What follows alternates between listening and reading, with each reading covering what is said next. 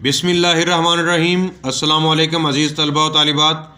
आज के लेसन में आपको बग़ैर कट से यानी विदाउट कट के साथ आपको दिनों के नाम लिखना सिखाऊंगा। कट मार्कर से तो आप लोगों ने देखा होगा, चैनल पर लेसन भी मौजूद है। तो आप कट मार्कर से जो बच्चे नहीं इम्प्रूव कर सके वो सिंपल के साथ कैसे लिखेंगे, सिंपल के साथ अपनी राइटिंग को बेहतर कैसे करेंगे, चलिए आज के लेसन में आपको दिनों के नाम लिखना सिखाता हूँ। तो सबसे पहले यहाँ से लिखना शुरू करेंगे। तो पहले लिखेंगे हफ्ता। इसमें देखें जैसे आपने सीन बनाया था बग़ैर कट से, खम बना के यहाँ से फे मिलाया साथ। अब इसके साथ यहाँ से लाइन को टच करते हुए ते और हे को मिलाएंगे यहाँ से, तो ये हफ्ता बन जाएगा। नंबर 2 पे अलिफ बनाएंगे पहले, फिर ते, फिर अलिफ और फिर रे। असूल होता है राइटिंग में कि अलिफ से पहले अगर कोई हर्फ आए तो अलिफ को दरमियान में या आखिर में, स्टार्ट में नहीं, स्टार्ट में अलिफ हमेशा लाइन पर ही आता है। अगर अलिफ दरमियान में आए या आखिर में आए तो अलिफ से पहला हर्फ अगर लाइन के ऊपर है तो अलिफ को थोड़ा सा ऊंचा लिखेंगे लाइन से, जैसे मैंने लिखा है। वाओ इससे पहले लाइन के ऊपर है तो अलिफ को थोड़ा सा ऊंचा लिखा है। अगर अलिफ से पहला हर्फ लाइन से नीचे हो तो अलिफ को भी लाइन पर ही लिखेंगे, चाहे दरमियान में आए या आखिर में आए। तो ये ख्याल करना है।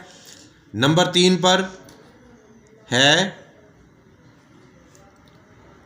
सोमवार, जो कि दुरुस्त जिसका इस्तेमाल है पीर। तो पीर मुरव्वज नहीं है, ज़्यादा सोमवार ही रिवाज पा गया है, तो दोनों मैंने लिख दिए हैं। आप लोग देख सकते हैं यहाँ पर भी वही असूल है, अलिफ थोड़ा सा ऊंचा लिखा है। नंबर 4 पर मंगल लिखेंगे। मंगल लिखने के लिए देखें बहुत एहतियात के साथ दोनों लाइनों के दरमियान में मीम का फेस नीचे की तरफ बनाएंगे, फिर खम बनाएंगे नून का, इसको बिल्कुल सीधा लेकर जाएंगे। यहाँ से जैसे गाफ अलिफ गा लिखते हैं उस शक्ल में गाफ को मिलाएंगे लाम के साथ, पहला सिरा बड़ा दूसरा छोटा, इसको बिल्कुल सीधा नीचे ले आएंगे। ये लाइन बिल्कुल स्ट्रेट आनी चाहिए लाइन तक। उसके बाद नीचे से राउंड करेंगे तो ये मंगल बन जाएगा।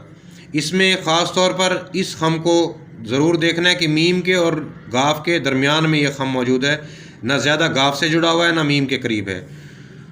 तो नंबर 5 पे लिखेंगे बुध। बे और दाल की ज्वाइनिंग आप लोग पहले कर चुके हैं, आपको पता है बे का सिरा छोटा बनाना है और दाल को रे की शेप में लिखना है। तो दो चश्मी हे भी मैंने आप लोगों को सिखाई हुई है। दाल से छोटा बनाएंगे, 2 स्लांट लाइनें लगाएंगे दाल से छोटी। अब इसके ऊपर तक इसको ऊंचा करेंगे और फिर गोल करेंगे, दोनों नीचे से मिला देंगे, इसको भी उतना ही ऊंचा करके यहाँ पर मिला देंगे। ये दोनों बराबर होने चाहिए, दाल और 2 चश्मी है बुध में। और सिरा नहीं निकालना होता ऊपर, ये भी जहन में रहे, यहाँ पर सिरा नहीं निकाला जाता क्योंकि ये धे है, बे और फे में निकलता है। तो यहाँ पर नंबर 6 पर है जुमेरात।